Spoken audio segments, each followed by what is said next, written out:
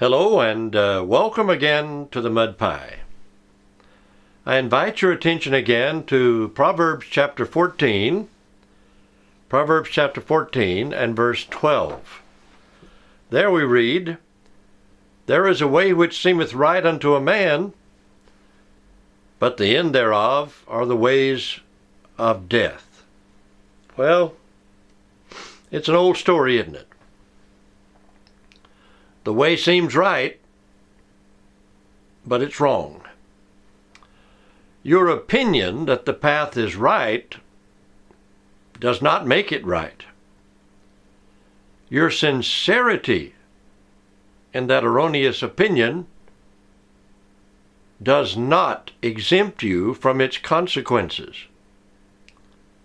In morals, the motive is an effective constituent of every transaction.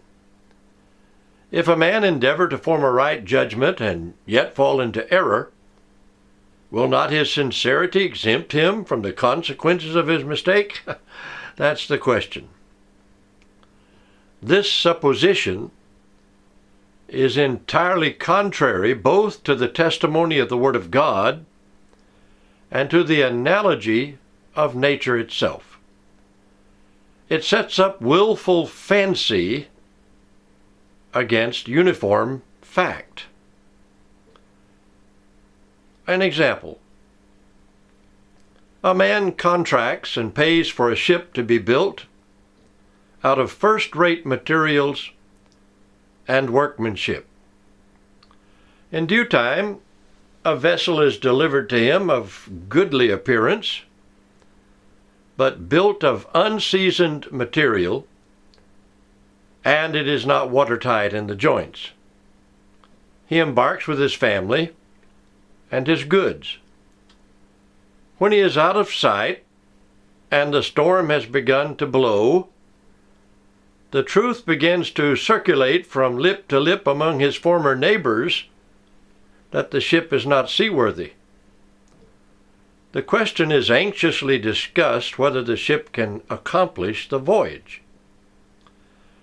If one of them should reason that because the man did his best and honestly believed the ship was good, a just God would surely overrule everything and would not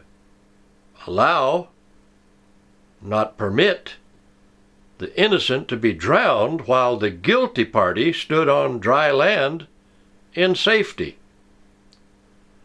The suggestion would be thought by common consent as an absolute unsubstantial dream. We all know that the laws of nature do not turn aside to shield a man from the consequences of his error simply because his intention was good. Every man also may be by a little bit of consideration, come to see that this arrangement is best for the interest of all. Such is the principle that operates with undeviating uniformity in all the region which lies within the view of man. What ground have we for believing that order will be exchanged for anarchy in the government of God whenever it steps over the boundary of things seen and temporal?